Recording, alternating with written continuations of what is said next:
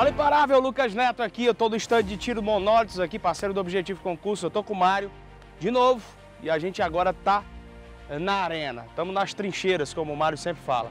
Mário, a gente está a 5 metros do nosso alvo, explica para eles aí qual é o posicionamento para o iniciante, o cara que vai começar agora a atirar. Pela primeira vez, vamos imaginar que eu tô aqui como neófito total, você vai me instruir para eu começar a atirar. Positivo, Lucas. Aqui é o seguinte, depois de passar todas as instruções teóricas lá fora, noções de balística, empunhadura, esmagamento da tecla do gatilho, a gente vem para a parte prática do tiro. Aqui a gente vai se posicionar a 5 metros, usando como ponto de impacto aquela bolinha lá acima do 5 no alvo humanoide. A gente vai efetuar 8 disparos. Qual é a pistola cadenciado. Eu vou usar a TS9, uma pistola calibre 9mm, que é de meu uso particular. A gente vai efetuar os disparos, buscando como ponto de impacto aquela bolinha preta lá do alvo. 5. O 5. Tá. Beleza? Você pode falar para nós aí sobre a manuseio mesmo, como segura? A importância de uns fundamentos bem aplicados. Nós precisamos, ao atacar a arma em um coldre, por isso nós precisamos de um coldre de qualidade, atacar o biverteio, que é essa parte da arma. Biverteio, limitador de altura ou rabo de castor. Ao sacar a arma, eu tenho que ter uma empunhadura dupla. Eu costumo fazer uma empunhadura dupla, alta e agressiva. Eu coloco o meu dedo como indexador ao alvo também. Então, dedo esquerdo é indexador. O dedo da mão fraca, coloco preenchendo toda a parte que a mão direita ainda não preencheu. Sendo assim, eu tenho todo o meu corpo voltado para o alvo e o meu corpo, os meus braços, junto com o corpo, levam todos os impactos ao alvo. Olha, chega aqui mais próximo, só uma pequena demonstração. Ó. Eu estou aqui diante do alvo, certo? Estou aqui diante do alvo. Eu vou enquadrar o alvo, ó. Enquadrei, alça-massa. Agora, Lucas, ó, vou baixar minha cabeça, não estou olhando para o alvo. Ó. Os disparos foram lá no alvo. Vamos agora fazer o tiro, como a gente chama, um tiro estático. Um tiro onde a gente vai buscar uma determinada área como ponto de impacto. Devagar e... Só faz a demonstração de novo, Mário, por favor. Base indexadora, tudo do zero. O carregador já está nela, você sugere o quê? A arma já está municiada, alimentada, os 3 disparos, ela continua aqui com mais 5 no carregador. Eu ataco a altura do biverteio, né?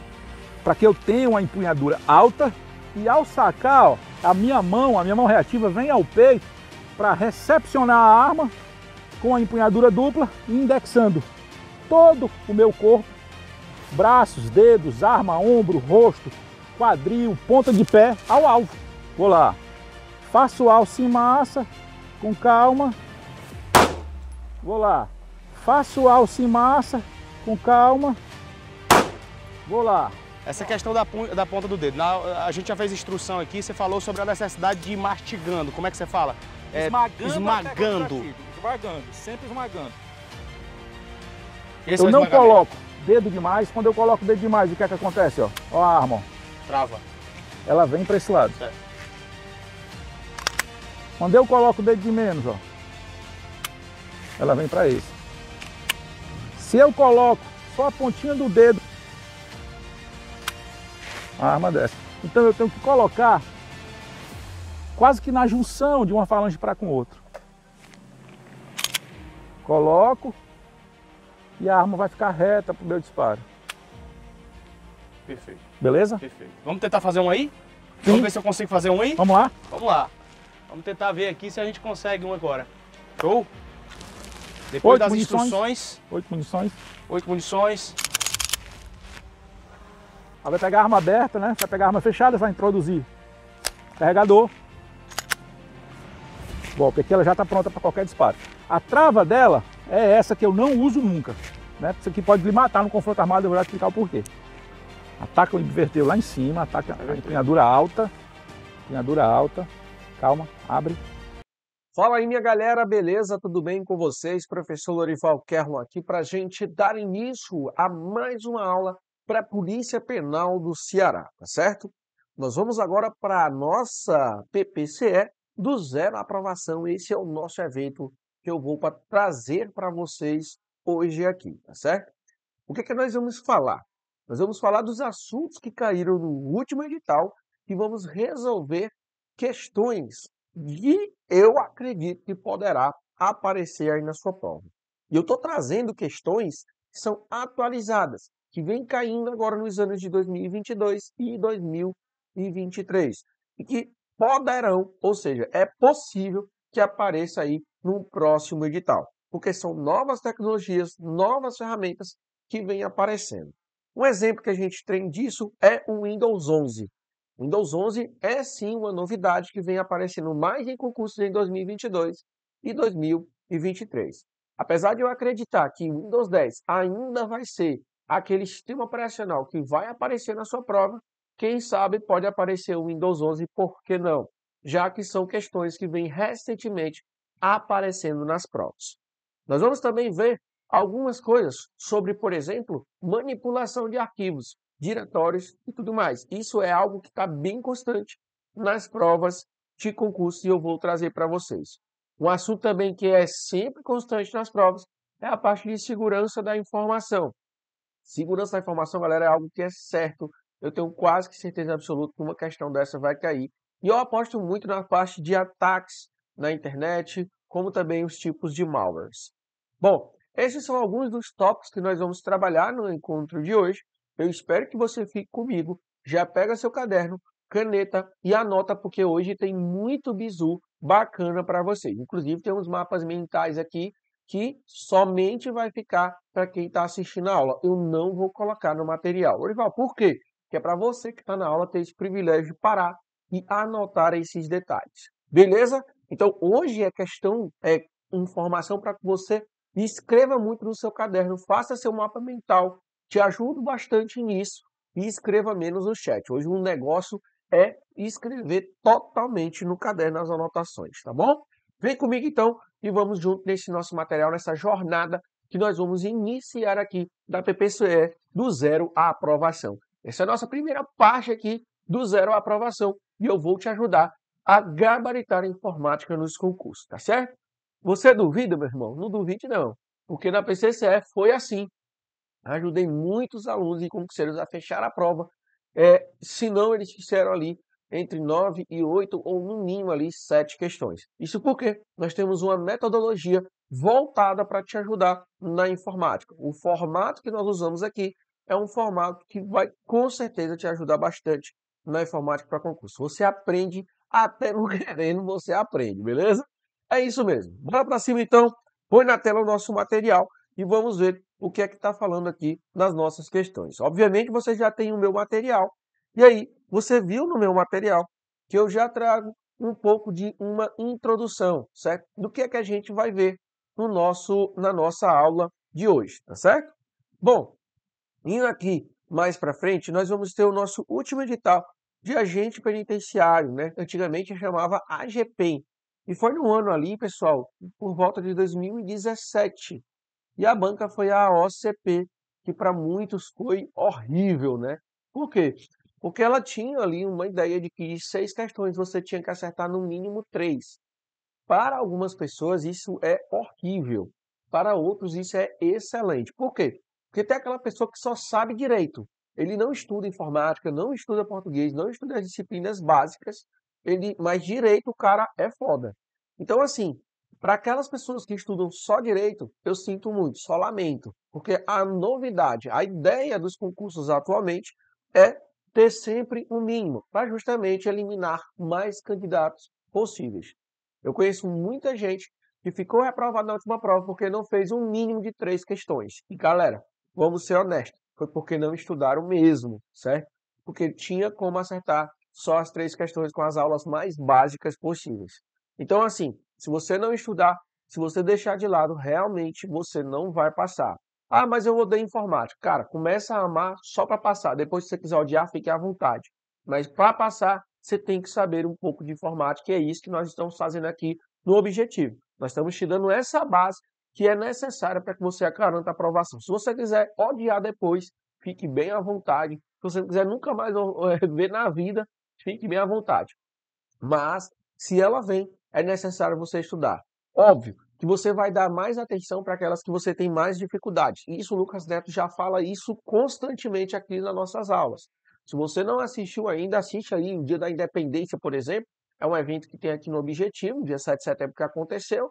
E aí ele explica lá como é que você deve estudar, o que você deve dar mais atenção. Inclusive, quando saem os editais, nós temos aqui o nosso PRD, que é o peso, recorrência e dificuldade, que te ajuda bastante a saber dividir a quantidade de horas que você vai estudar mais uma disciplina ou outra.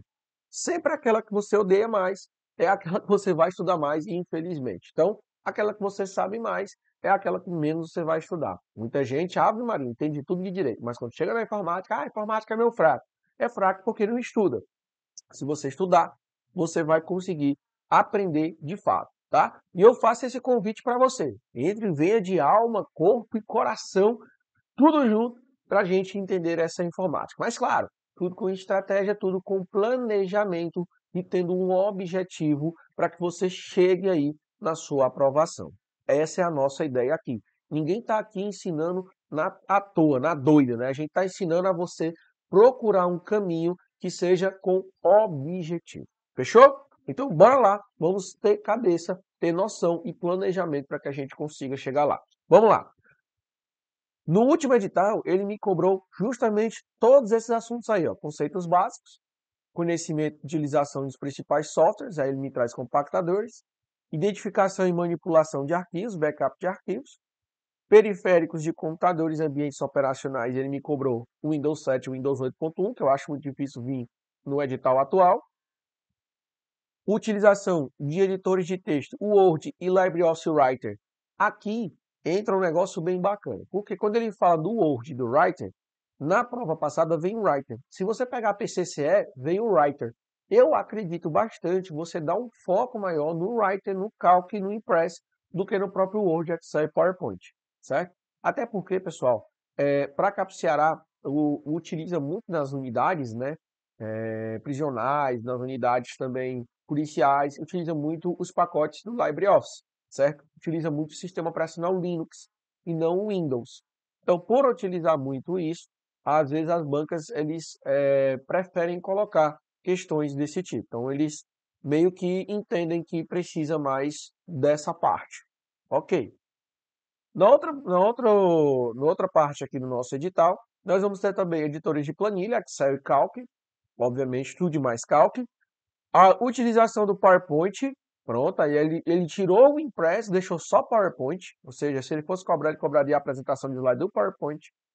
Utilização e configuração de e-mail no Outlook, ou seja, falando de configuração de e-mail, de correio eletrônico. Aí ele traz conceito de tecnologia relacionada à internet e intranet, busca e pesquisa na web, mecanismo de busca na web. E 11. Navegador de internet, Internet Explorer, Mozilla Firefox e Google Chrome. É óbvio que ele ia cobrar Internet Explorer, pessoal. Por quê? Porque o Microsoft Edge ele só lançou no Windows 10. Como é 7 e 8.1, não tinha como ele cobrar Microsoft Edge. Ele cobrou o Internet Explorer justamente porque no 7 8.1 até o 8.1 era o Internet Explorer. No Windows 10, o Microsoft Edge passou a ser o navegador padrão, tá certo? Beleza. O 12, segurança na internet, vírus de computadores, spyware, malware e phishing. E 13, transferências de arquivos pela internet. Fechou? Tranquilidade. Os assuntos que caíram na última prova foi o tópico 3, onde ele fala sobre identificação e manipulação de arquivo, foi o que caiu na última prova. O tópico 5 sobre o sistema operacional Windows 7. O tópico 6 sobre o LibreOffice Writer. O tópico 7 sobre o Calc. O tópico 11, que foi o navegador Google Chrome, e o tópico 12, que foi falando sobre segurança na internet. Esses foram as 6 questões, os 6 tópicos que caíram das 6 questões no último edital, certo? Beleza. O que eu vou trazer aqui agora? Nós vamos trazer questões vindo por um ângulo diferente do que vem caindo mais recentemente nas provas. O que as bancas vêm trazendo recentemente nas provas, que a gente vai ter uma noção disso. Beleza? Nós vamos entender como é que isso cai na nossa prova, ou poderá cair na nossa prova, no caso, né? Bora lá. No Windows 11 ele diz o seguinte. No Windows 11, observa a imagem a seguir. Beleza. No Windows 11, Home Single Language, o ícone destacado na janela do Windows Explorer, disposta acima, serve para renomear o arquivo, editar o conteúdo do arquivo, mudar a extensão do arquivo, ou tornar o arquivo oculto, certo? Bom, esse ícone que ele está falando é esse ícone aqui que eu estou apontando, beleza? Este ícone ele vai renomear o arquivo que é o que está na alternativa letra A de aprovação. Fechou? Porém, cara, nosso estudo aqui, ele não é só baseado em questões. E aí eu vou trazer uma imagenzinha para vocês e é isso que eu quero que vocês já preparem aí papel e caneta para fazer anotações, tá? Bora lá. Esse aí é aquela barra que ele está mostrando na questão anterior. Essa barra aqui que vocês estão vendo, ó, essa barra, certo? Ele fica lá no programa Explorador de Arquivos. No Windows 11, gente, aparece essa barra aí. Explorador de Arquivos, tá? No Explorador de Arquivos, pessoal, nós temos essa barrazinha aí, que é mostrado algumas opções, certo? Inclusive, é bem diferente do Windows 10. No Windows 10 ele mostra uma barra com guias e grupos bem bonitinho. Já no Windows 11 ele deu uma limpada nessa barra, beleza? Que é essa barra aí, tá? Então vamos estudar por ela. Eu fiz aqui um print já da tela, certo? E deixei bem bonitinho aí para vocês. Por exemplo, ao clicar aqui na opção Novo, o que é que aparece? Ao clicar em Novo, você pode criar uma pasta, você pode criar um atalho, ou pode criar arquivos, por exemplo, do Access, ou uma imagem, ou o arquivo do Word, arquivo novamente do Access, pode criar também de desenho do LibreOffice, de apresentação do LibreOffice, do planilha do LibreOffice, certo? Pode também criar aí do Word, pode também criar do PowerPoint, como também do Publish, pode também criar um arquivo do WinRAR, pode também criar um documento de texto do bloco de notas, como também pode criar uma planilha do Excel, como também pode colocar um arquivo ZIP do WinRAR, certo? Ou seja, ao clicar em novo, você tem todos esses programas aí. E que é interessante você entender dos ícones que representa cada um. Por exemplo, os compactadores existem ele tanto na extensão .rar como na extensão .zip. Eu quero que você fique esperto com o ícone que eu estou mostrando. A tesoura, ela significa o quê? A tesoura serve para cortar, pessoal. Não, pode ser, pode ser. A tesoura serve para cortar. Aqui é justamente isso que ela vai fazer, né? Vai recortar o arquivo. O que é que a gente tem que focar? Na tecla de atalho que faz isso, que é a tecla de atalho Ctrl mais X. Já esses dois papeizinhos aqui, como tem a referência, eles servem para copiar. E a copiar é a tecla de atalho Ctrl mais C. Tem uma pastazinha, certo? E tem ali um papel, uma folhinha. Esse daqui já é usado para colar. Tecla de atalho Ctrl mais V. Aqui é o ícone que ele estava mostrando lá na questão, ó. O ícone de renomear. Perceba que ele tem a letrinha A e vem trazendo mais ou menos assim, certo? E vem um ícone de renomear, ou seja, mudar o nome, né, de um arquivo ou de uma pasta. Esse outro aqui, que é uma setinha que está sendo bem utilizado recentemente, é para compartilhar. Inclusive, galera, questões relacionadas a esse botão de compartilhar, porque você pode compartilhar na nuvem.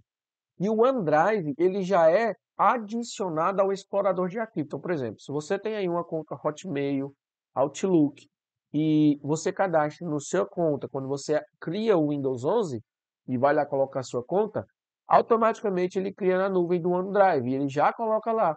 E aí eu posso, por exemplo, clicar no arquivo e compartilhar esse arquivo com outras pessoas na web. E ele fica na nuvem e outras pessoas podem acessar aquele arquivo que eu tenho no meu computador. É muito bacana, cara. Esse outro aqui, que é uma lixeira, beleza? Muito fácil, né? O entendimento é de excluir. E as teclas de atalho podem ser delete ou detalhe, tá, pessoal? Ctrl mais D. Ctrl mais D também poderá deletar. Já aqui é o classificar. Por quê? Eu posso classificar como os meus ícones serão mostrados. Se serão mostrados por nome, por status, por data de modificação ou outros que ele aparecem mais. Além disso, eu posso escolher se é em ordem crescente ou decrescente e ainda tem como fazer agrupamento desses arquivos. Bom, mas o que eu vejo muito caindo em prova, além disso que eu mostrei dos ícones, né, a gente tem que ficar muito esperto, que a própria BankDecam, ela cobra muito ícones, e aí você tem que ficar esperto com isso, porque eu espero muito ser a BankDecam, a banca de vocês do Polícia Penal do Ceará. E ela gosta muito de ícones. E uma das coisas que ela vem cobrando muito é sobre justamente ícones. Toda questão tem algo sobre relacionado a ícones, certo? Principalmente quando é sistema operacional. E aí, existem os modos que os seus arquivos serão mostrados. Isso é chamado de modos de visualização. Quais são os modos de visualização do Windows 11, certo? Bom, nós vamos ter aqui os ícones extra grandes, ícones grandes, médios e pequenos. Além disso, nós vamos ter o formato de lista, detalhes, blocos e conteúdo. Através do visualizar do explorador de arquivo, vocês vão ver essa novidade aqui, exibição compacta. Isso aqui, pessoal, só existe no sistema operacional Windows 11, beleza? Então, esse modo de visualização só existe no sistema operacional Windows 11. Muito massa, né, cara?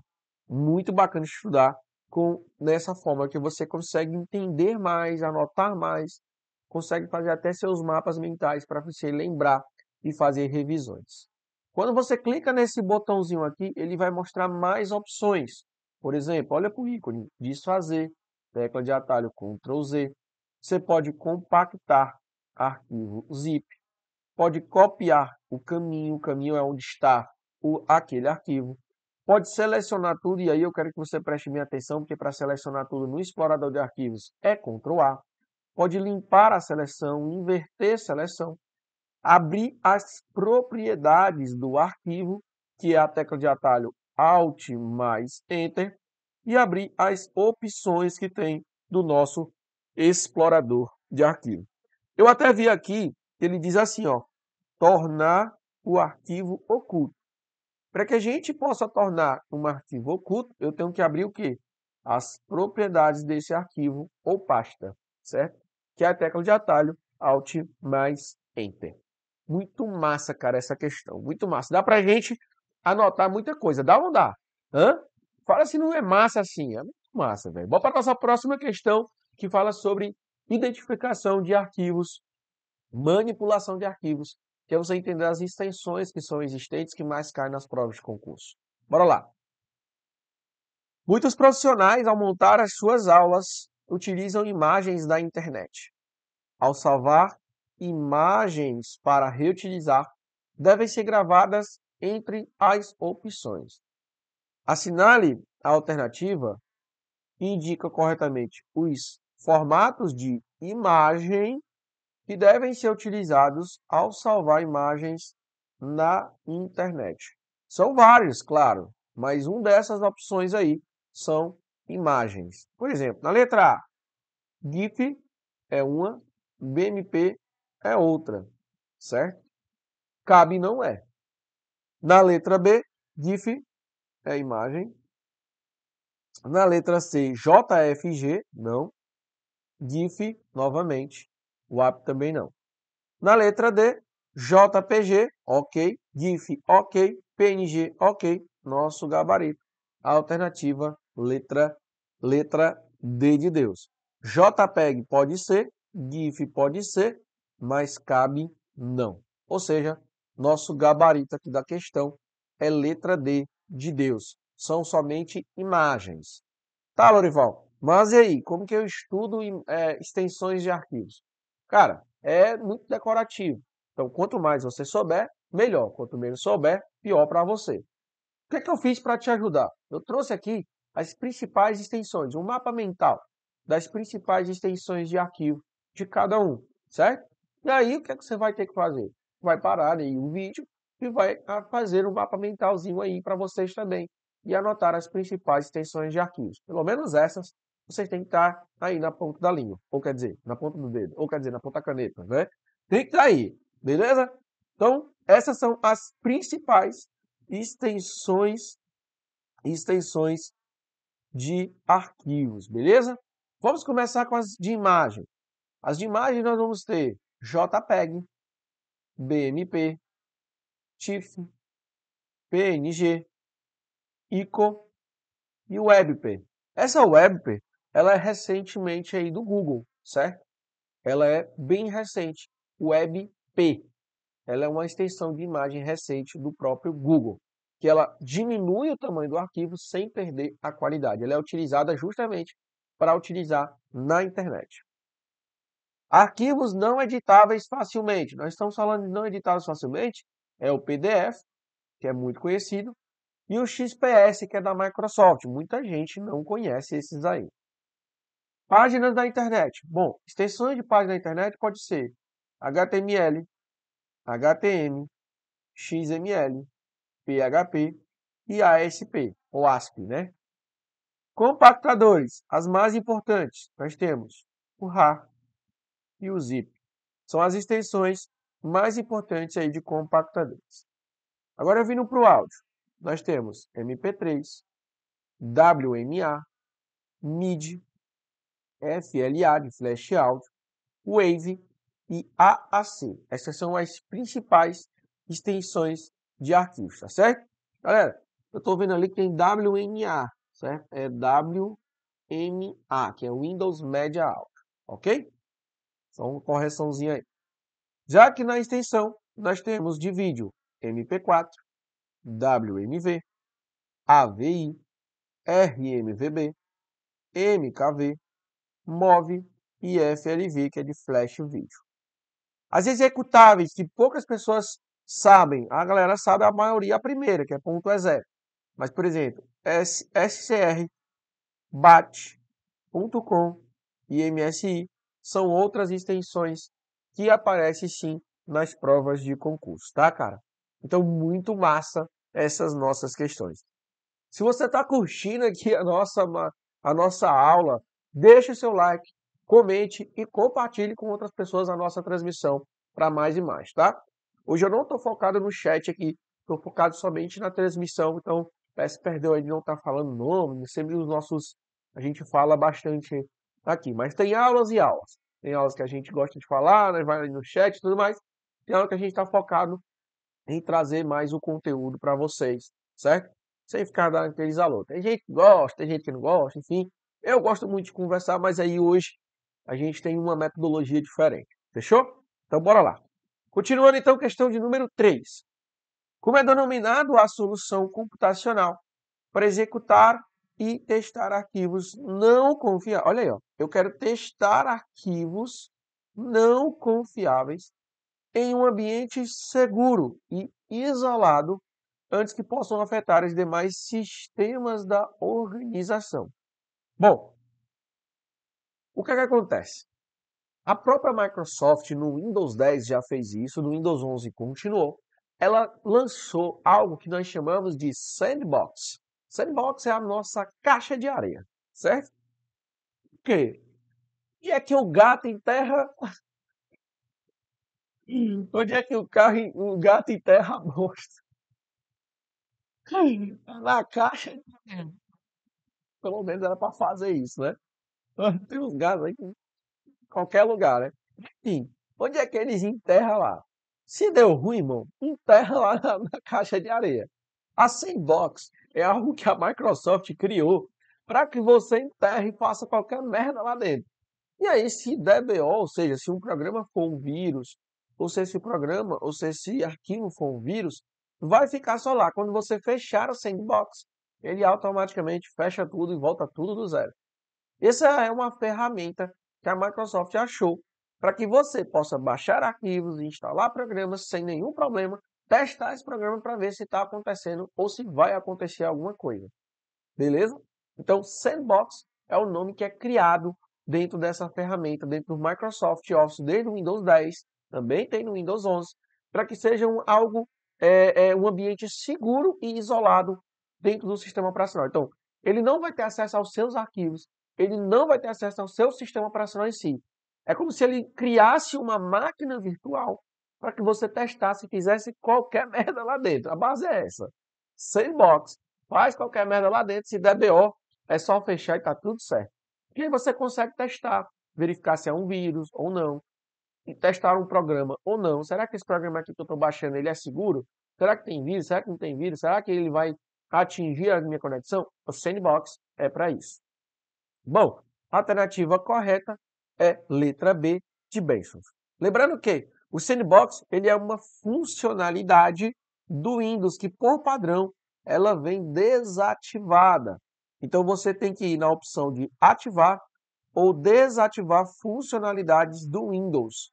E aí você marca aqui a opção de Sandbox do Windows, que por padrão ela vem desativada, tá, pessoal? Por padrão, ela vem desativada. E aí, quando você ativa isso aqui, ele vai instalar e baixar alguns detalhes que é preciso para fazer o que nós chamamos de virtualização.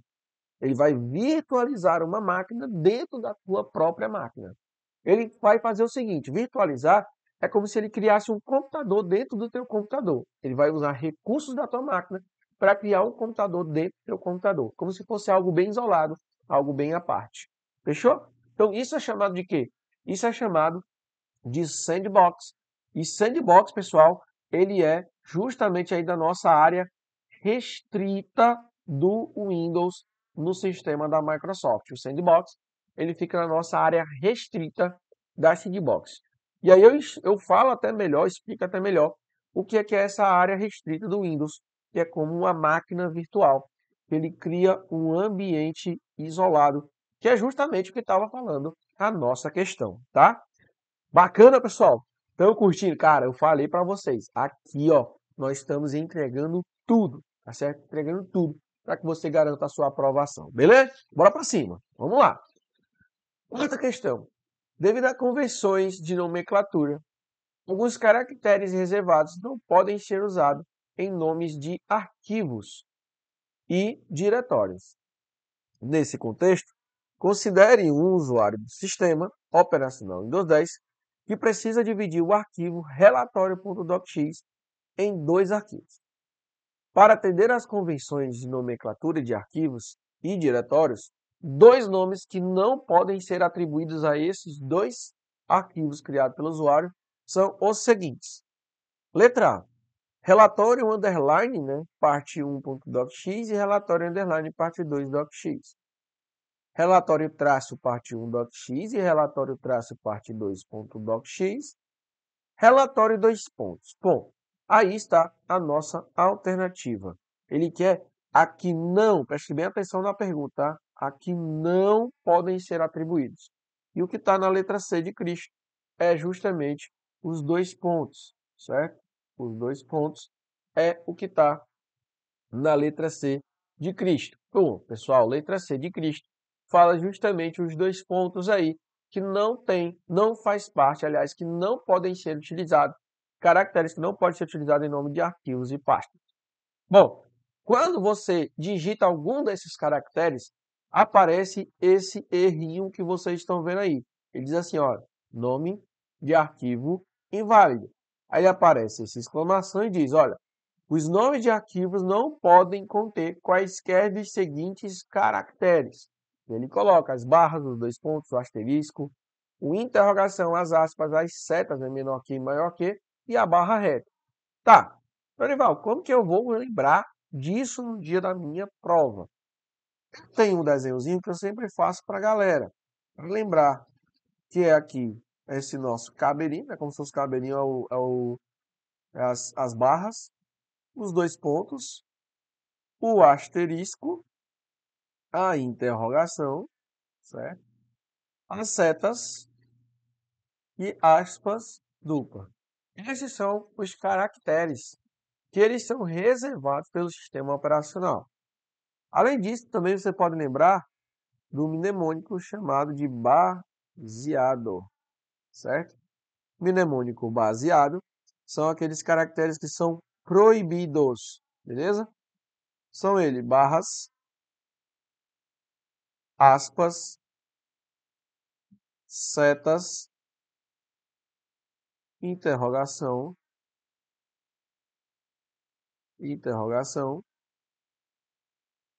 asterisco,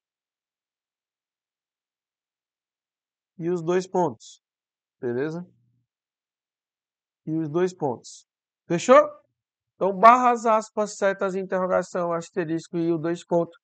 São esses os caracteres que não podem ser utilizados. Então, tem o desenho e tem o mnemônico. Fique à vontade, escolha um, o que ficar melhor para você. Beleza? Eu prefiro imagem, né? Eu gosto muito do desenho, então, para mim seria melhor. Próxima questão. O fotógrafo está revisando suas fotografias do último ensaio e reparou que o Windows mostra que a pasta tem um tamanho de 12.560 kilobytes. Qual o tamanho em megabyte? Certo. Ele falou, tem 12.560 kilobytes. Ele quer saber qual o tamanho dessa pasta em megabyte. Certo? Beleza. A alternativa correta, qual que vai ser? O que é que eu tenho que entender, pessoal? A menor unidade de medida é bit. Depois vem byte, depois kilobyte e depois megabyte, certo? Ele falou ali que está em kilobyte, 12.560 kilobyte. Beleza. Está numa unidade menor e ele quer saber quanto seria esse cara em mega. Se está numa unidade menor e vai para a unidade maior, desculpa, você vai dividir por quanto? Por 1024, certo? Isso, Lorival, por que 1024? Sempre vai ser assim. De byte para kilobyte, 1024. Kilobyte para megabyte, 1024. Megabyte para... Sempre vai ser 1024 por quem você vai dividir. Sempre, tá? Sempre. Bota isso na cabeça. Sempre vai ser por 1024. Se ele tivesse falando valor aproximado, certo? O que é que você faria? 12.560. O que é que você faria aqui? Quando é aproximado, você pode dividir por 1000. Valor aproximado. Como ele não me falou em valor aproximado, ele não me disse nada disso, então eu vou ter que fazer o valor exato. O valor exato é dividido por 1024. Beleza? Sempre vai ser 1024. Sempre, Orival, sempre. Tá certo? Toda vez que for de unidade menor para unidade maior, você divide. Toda vez que for unidade maior para menor, você multiplica. Beleza. Se fosse, e aí é que está a pegadinha. Porque se fosse por 1000, o que é que basta você fazer? 12.560. Então, imagina que você tem ali, imagina que você tem uma vírgula aqui, certo? Então, quando é por 1000, é só voltar 3 casas. Uma, 2, 3. Então, vai ser aproximadamente 12,5, certo? Ou 12,56 o quê? Megabyte. Perceba que tem aqui a resposta, beleza? E aí é que está a pegadinha, porque ele me traz o 12,26. E se ele me traz ali o mesmo 12, eu tenho que ficar esperto. Perceba que no outro tem 1,25, 1.256 e 125. Se ele me traz 2, então provavelmente ele quer a resposta exata. E adivinha só, a nossa alternativa vai ter que ser a alternativa letra E, de esperança. Prival, então como que eu faria isso? Divisão, pessoal. 12.560 dividido por 1024. Tá certo? Dividido por 1024.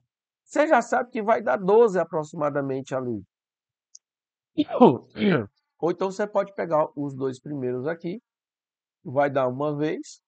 Vai dar 1024. Certo? Você subtrai. Pega esses valores. 4 para 6 vai dar 2. 2 para 5 vai dar 3. 0 para 2 vai dar 2. Vai dar 0. Desce o 0. Dá 2. Que dá 2048. Beleza? 2048. 8 para 10 dá 2. Aqui pegou emprestado, fica 1. 4 para 10 vai dar que pegou emprestado aqui que virou 2, que aqui virou 10, vai ficar 6, né? Basicamente isso, 0 para 2 vai ficar 2. Aqui vai estar 0, 262. Coloca a vírgula, coloca o 0, coloca 5 vezes 5, né? Ele vai ficar 5 não, coloca 2, né? 2 novamente, para dar 2048, certo? 2048 novamente, e assim vai, beleza? Que depois vai dar portanto, e por aí vai quebrando o negócio, tá certo? Se eu tiver bom em matemática, é mais ou menos isso daí. A matemática do professor tá, não sei se está afiado aqui com a subtração, mas isso é coisa básica, tá? Orival, você tem ali essa conta, vai dar certo? É esse o valor, bicho. Esse é o valor, tá bom? Esse é o valorzinho. Deixa eu pegar aqui a nossa calculadora para justamente fazer esse valor aqui acontecer. Ó.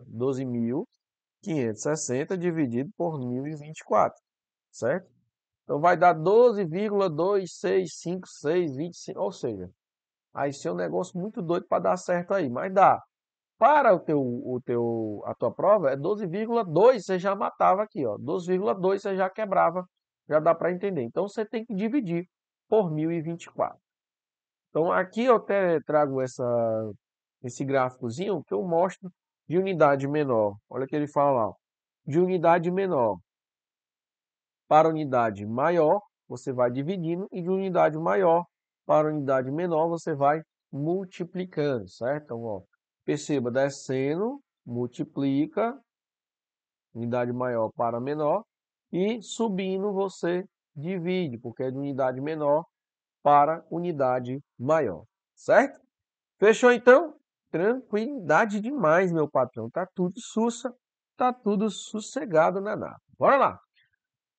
Questão de número 6 diz o seguinte: como é possível alterar a orientação de página em um documento do LibreOffice Writer? Então, ele quer saber, pessoal, como é que faz para alterar a orientação da página. Lembrando que existem duas orientações: a em pé, que é chamada de retrato, e a deitada, que é chamada de paisagem, beleza? Essa é chamada de quê? De retrato. E essa aqui é chamada de quê? De paisagem. Beleza? Então, retrato e paisagem são os dois formas de orientação. Tá, mas a questão quer saber o quê? Como é possível alterar? Ou seja, qual é o passo a passo para chegar até lá? É a alternativa letra E de esperança, onde diz, através do uso do menus formatar e página, certo? Aqui, pessoal, eu mostro justamente onde você vai. Você vai na guia, no menu formatar, e aí, nas versões mais atuais do LibreOffice, ele não traz só o nome página, ele traz o nome estilo de página. Abrindo o estilo de página, você vai ver aqui o nome orientação, e aí você pode escolher se é o formato retrato, que é isso que vocês estão vendo aqui, ou o formato paisagem, que é isso que eu mostro aqui do lado, certo? Eu coloquei os dois aí só para que você veja, mas quando você clica em retrato, ele fica nesse formato aqui, deitadinho, tá certo? Quando você clica em paisagem, desculpa, fica deitado. Quando você coloca em retrato, ele fica em pé, como estava sendo mostrado aí na figura, beleza? Tranquilidade? Próxima questão. Considere a imagem com um recorte da barra de ferramentas do Writer do LibreOffice. Assinale a funcionalidade presente no botão em destaque. Então está aqui o botão em destaque, é esse daqui, que é o mesmo desse daqui que ele está sendo mostrado. Esse botão ele é para quê? É para colocar maiúsculas e minúsculas, é para localizar e substituir, é para correção ortográfica ou para inserir caixa de texto. Qual que é dessas funcionalidades? Olha para a imagem e me diz, certo? Tem uma lupa de procurar. Ou seja, uma lupa com a letra A é para procurar. E na frente e embaixo, né, tem um D de substituir. Ou seja, alternativa correta, letra B de Bessons, localizar e substituir. Essa é a nossa alternativa. O que foi que eu fiz? Eu peguei um print aqui da ferramenta e já separei algumas das teclas que são importantíssimas aqui, falando em teclas de atalho, certo? Então você vê o ícone e vê a tecla de atalho. Por exemplo, Ao clicar aqui nesse botão, vocês vão abrir um novo documento. Para abrir um novo documento, é Ctrl N. Para abrir um documento já salvo, que é nessa pastazinha aqui, é Ctrl mais O. Para salvar aqui no LibreOffice Writer, é Ctrl mais S, de Save. Para imprimir, é Ctrl mais P. Para visualizar a impressão, é Ctrl mais Shift mais O. Vai anotando aí, tá, cara? Se você tá só olhando essa aula aqui, você não tá fazendo nada, velho. Negrito o Nzinho aqui no Writer é Ctrl mais B. O itálico não muda, Ctrl mais I tanto no Word como no Writer. Já o sublinhado é Ctrl mais U, certo? Deixar aqui em sobrescrito é Ctrl mais Shift mais P. Deixar aqui em subscrito é Ctrl mais Shift mais B de bênçãos.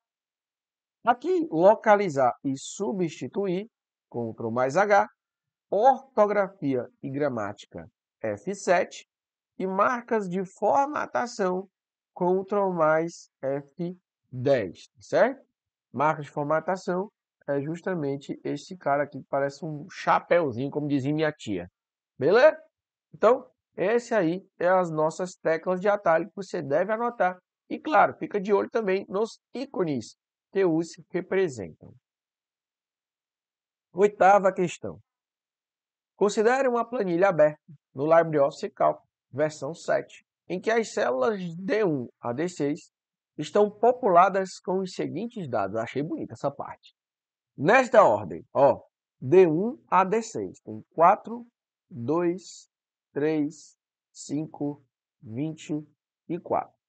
Eu sei que no dia da prova parece loucura, certo? Mas se você puder fazer isso, fica melhor. D1 é igual a 4. D2 é igual a 2. D3 é igual a 3. D4 é igual a 5. D5 é igual a 20. E D6 é igual a 4. Por que, Lorival? No dia da prova, cara, você tem que estar esperto o que tem em cada célula. Principalmente quando ele diz aqui, ó. Mod é o quê? É o resto da divisão. É uma função que vai trazer o resto da divisão. Conte se D3 até D6 é maior ou igual a 3. Ou seja, de D3, começa aqui, D3 até D6. Só está incluso isso daqui, tá? D3 até D6. Ele diz que só vai contar se achar de D3 até D6 valores que sejam maior ou igual a 3. Então, quantos valores são maior ou igual a 3? É isso que você tem que ver. Vamos lá. D3 é maior ou igual a 3? É. Então, conta 1. D4 é maior ou igual a 3? É. Então, conta 2. D5 é maior ou igual a 3? É. Então, conta 3. D6 é maior ou igual a 3? É. Então, conta 4. Então, todo esse conte-se aqui, eu encontrei que ele é 4. Então, agora a função está me pedindo igual mod, a parênteses, 4, ponto e vírgula, 2, certo? Que foi o que sobrou aqui, ó. Então, o que é a diferença? Você vai pegar 4 dividido por 2. 2 vezes 2 é 4. Beleza. Então, qual que é o resto da divisão? É 0. Então, o valor que vai dar do mod aqui é 0.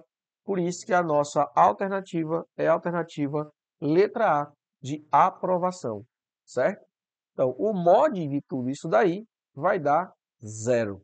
Dorival, eu não entendi direito, cara. Volta novamente e assiste novamente. O que é que o mod diz? É o resto da divisão. O que é que conte-se fala? Ele quer que conte a quantidade de vezes que tem números maior ou igual a 3. Então, você vai contar. E o mod é o quê? É o resto da divisão. Do valor que eu encontrei do conte-se, ponto e vírgula 2. Fechou? Nona questão. Questão de procura na vertical, que para a maioria das pessoas é uma coisa de outro mundo, mas não tem nada demais. Veja comigo. Considerando o programa LibreOffice Calc, a imagem apresentada, é correto afirmar que, ao se inserir na célula C6 é bem aqui, ó, C6, a fórmula igual para o CV neurologista A2 até B5, ponto e vírgula 2, ponto e vírgula 0. Será obtido o seguinte resultado. Vamos lá. Neurologista é o meu valor procurado. Valor procurado. Certo? Beleza.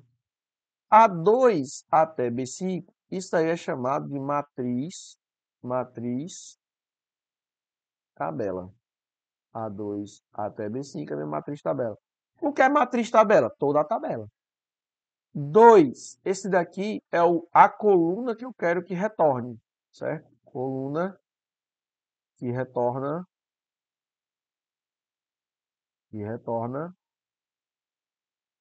resultado. Beleza? E 0, esse 0 aqui significa que ele é falso. Toda vez que for 0 que ele é falso, ele significa que é o valor exato. Lorival, como assim valor exato? Vamos entender. Eu quero que você saiba dessa aula entendendo essa tal de PROC-V, certo? E eu vou criar junto com você aqui essa nossa planilha. Preste bem atenção, tá? Ó, diz o seguinte, especialidade total.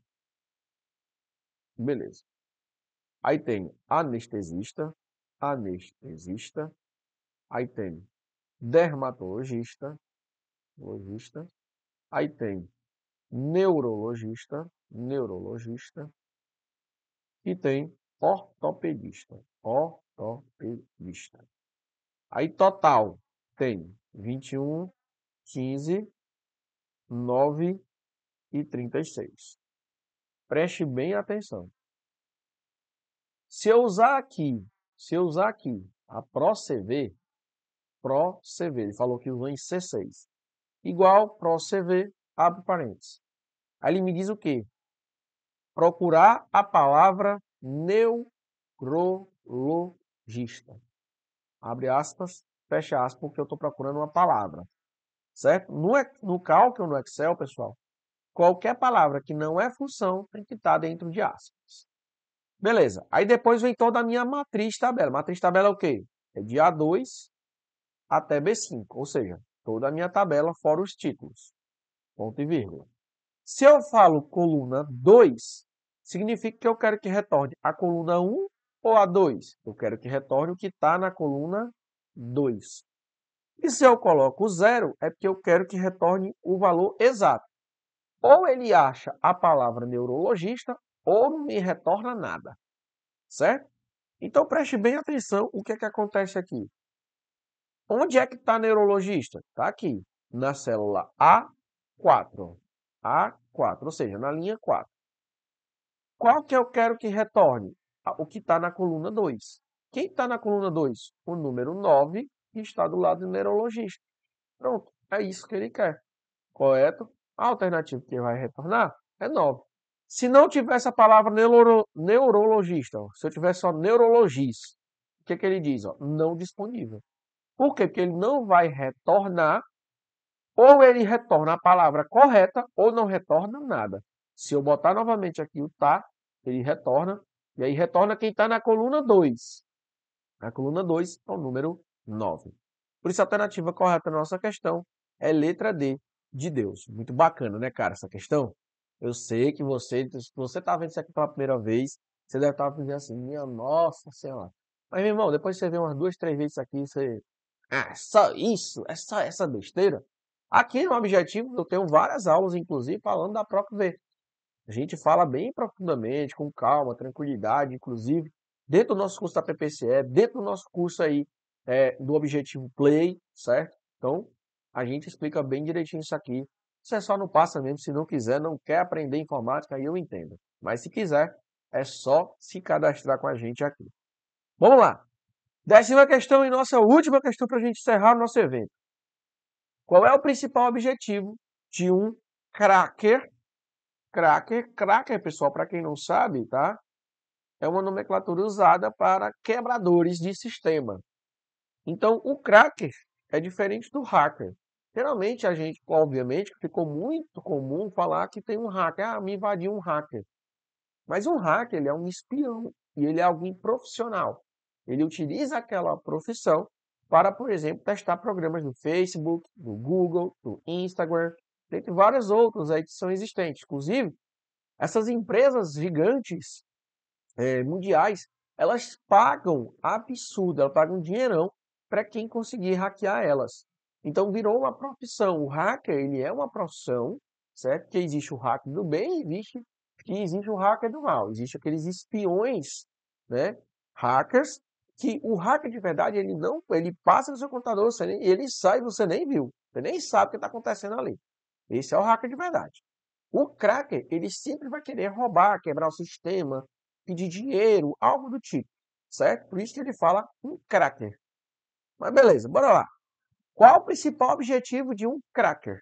Que utiliza phishing, olha aqui o que está dizendo, que utiliza phishing em um ataque cibernético. Beleza. É para criptografar os dados na máquina atacada e em seguida solicitar pagamento. Isso daí não é um ataque, isso é um malware do tipo ransomware, beleza? Ransomware. Copiar arquivos da máquina da vítima. Não é o tal do phishing. Fazer com que o serviço fique disponível na máquina atacada. Não, isso daí nós chamamos de ataque de DDoS. Ataque de negação de serviço. Sobrecarregar a máquina atacada com requisições falsas. Mais uma vez, ataque de DDoS. Ataque de negação de serviço. Sobrando então apenas a letra E. Obter informações confidenciais a respeito da vítima, como senhas e dados pessoais. Alternativa correta, letra E de esperança. Esse é o que faz o phishing. Ele pega dados, ele pesca dados pessoais, dados sensíveis, como senhas e dados pessoais, CPF e outras mais informações. Beleza? Tranquilidade? Ó, isso é um phishing, cara. Até trouxe uma imagenzinha.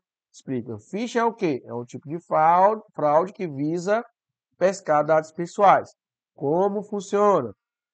Phishing é o termo que faz alusão ao ato de tentar roubar dados, se passando por alguém confiável.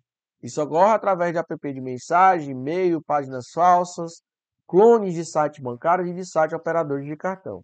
Como se prevenir? Evitar clicar nos links de e-mail, verificar se o link da mensagem não está direcionado para uma página suspeita, prefira acessar o site da instituição digitando o seu endereço no navegador, nunca forneça dados como nome de usuário e senha ou data de nascimento. Então, tudo isso é uma forma de se prevenir. Quais os indícios, então, como é que eu reconheço que é um phishing? Geralmente há erros de ortografia, falhas no design, conteúdo apelativo, falsos sensos de urgência, dados de contatos omissos, certo? Ou seja, tudo isso é dito como o tal do phishing. Beleza? Então, essa é a nossa informática PPCE do zero à aprovação. Espero que vocês tenham curtido junto comigo. Foi uma grande aula juntamente para vocês, tá? Agradeço a todos aí pela presença, pelo like, pelo comentário, compartilhamento. Me marca também no Instagram, @proflourivalquerro. Se você curtiu realmente essa aula e está comigo agora até o final, me marca no Instagram, beleza? Vai ser uma honra e satisfação repostar vocês. Tamo junto, até depois da posse e bora pra cima dessa PPCE. Com a gente aqui nós vamos quebrar. Valeu!